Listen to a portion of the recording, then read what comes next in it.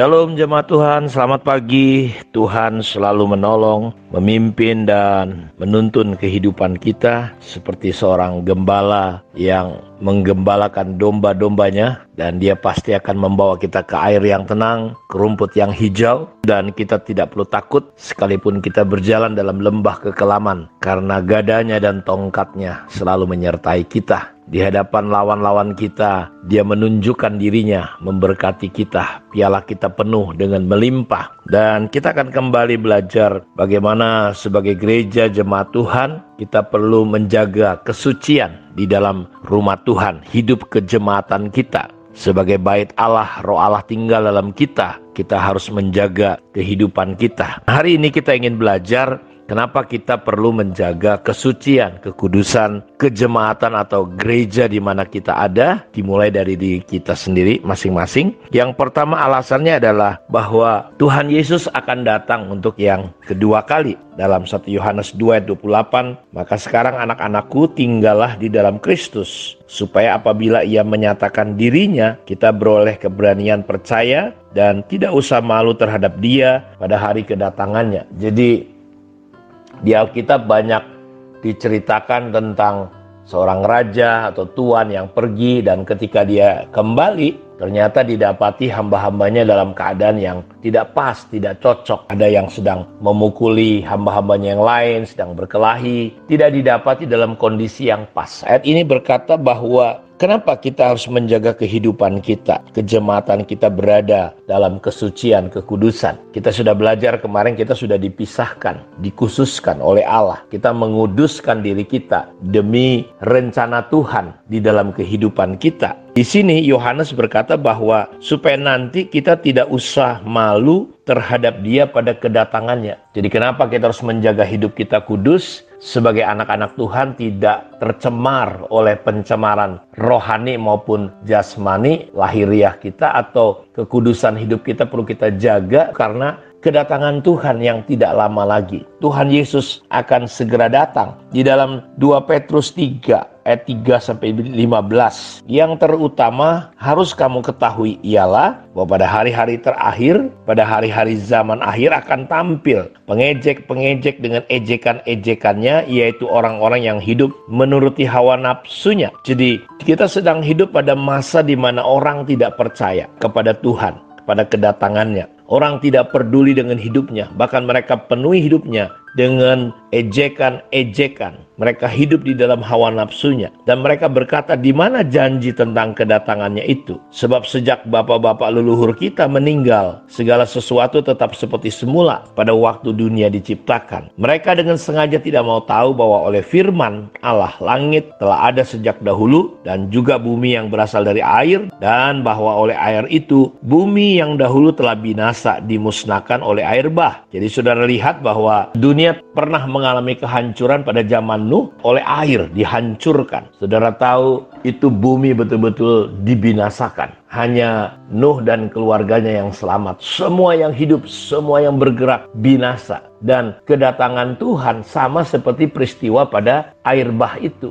Orang tidak sadar, orang tidak peduli dengan hidupnya. Sama dengan Sodom Gomora juga ketika dihukum pada waktu itu. Banyak orang tidak percaya, mereka tidak jaga hidupnya. Mereka hidup melakukan seks bebas, mereka foya-foya, pesta pora, melakukan penyimpangan-penyimpangan yang begitu luar biasa, membelakangi Tuhan. Dan ketika firman Tuhan disampaikan, mereka nggak ada yang peduli. Kenapa kita harus menjaga kesucian, kejemaatan kita, hidup kita? Karena Tuhan Yesus pasti, Anda percaya atau tidak, dia pasti akan datang. Dan ayat ini berkata, seperti bumi yang telah dimusnahkan oleh air bah, tetapi oleh firman itu juga, langit dan bumi yang sekarang terpelihara dari api dan disimpan untuk hari penghakiman dan kebinasaan orang-orang fasik. Akan tetapi saudara-saudaraku yang kekasih, yang satu ini tidak boleh kamu lupakan, yaitu bahwa di hadapan Tuhan satu hari sama seperti 1000 tahun, dan 1000 tahun sama seperti satu hari. Tuhan tidak lalai menepati janjinya, sekalipun ada orang yang menganggapnya sebagai kelalaian. Tetapi ia sabar terhadap kamu, karena ia menghendaki supaya jangan ada yang binasa, melainkan supaya semua orang berbalik dan bertobat. Tetapi hari Tuhan akan tiba seperti pencuri. Pada hari itu langit akan lenyap dengan gemuruh yang dahsyat, dan unsur-unsur dunia akan hangus dalam nyala api, dan bumi dan segala yang ada di atasnya akan hilang lenyap. Jadi, jika segala sesuatu ini akan hancur secara demikian, betapa suci dan salehnya kamu harus hidup. Jadi, kenapa kita harus menjaga kesucian hidup kita? Kenapa kita harus keluar dari situasi, dari tengah-tengah keberadaan dunia yang semakin berdosa ini? Kita harus berbeda gaya hidup kita. Alasannya adalah karena Tuhan akan datang. Dan ketika Dia datang, ayat ini berkata, langit dan bumi ini disimpan untuk api dan akan hangus oleh nyala api. Pada hari itu langit bumi akan lenyap dengan gemuruh yang dahsyat. Unsur-unsur dunia akan hangus dalam nyala api, dan segala yang di atasnya akan hilang dan lenyap.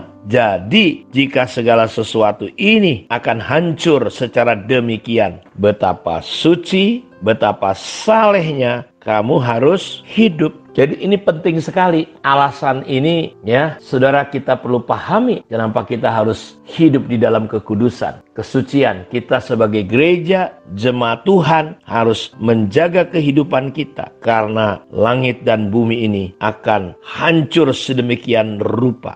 Betapa suci, betapa saleh kita harus hidup. Karena itu kalau saya lanjutkan Bapak baca ayat ini, jadi jika segala sesuatu akan hancur secara demikian, betapa suci dan salehnya kamu harus hidup, yaitu kamu yang menantikan dan mempercepat kedatangan hari Allah. Pada hari itu langit akan binasa dalam api, dan unsur-unsur dunia akan hancur karena nyalanya. Tetapi sesuai dengan janjinya, kita menantikan langit yang baru dan bumi yang baru di mana terdapat kebenaran. Sebab itu saudara-saudaraku yang kekasih, sambil menantikan semuanya ini, kamu harus berusaha supaya kamu kedapatan tak bercacat dan tak bernoda di hadapannya dalam perdamaian dengan Dia. Anggaplah kesabaran Tuhan kita sebagai kesempatan bagimu untuk beroleh selamat, seperti juga Paulus saudara kita yang kekasih telah menulis kepadamu menurut hikmat yang dikaruniakan kepadanya. Jadi kita perlu supaya kamu kedapatan tak bercacat dan tak bercela. Jadi alasannya kenapa gereja hidup kejemaatan kita keluarlah dari kehidupan dosa, kehidupan kedagingan, karena sungguh tidak lama lagi